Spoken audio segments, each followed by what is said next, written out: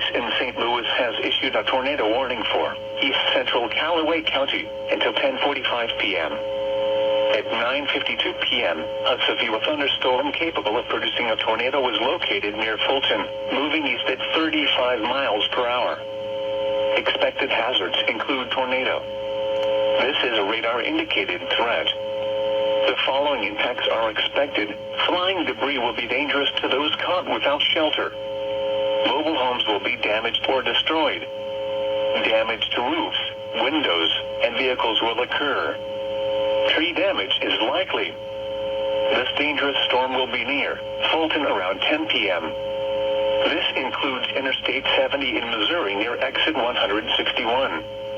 Take cover now. Move to a basement or an interior room on the lowest floor of a sturdy building.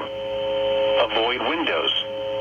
If you are outdoors, in a mobile home, or in a vehicle, move to the closest substantial shelter and protect yourself from flying debris.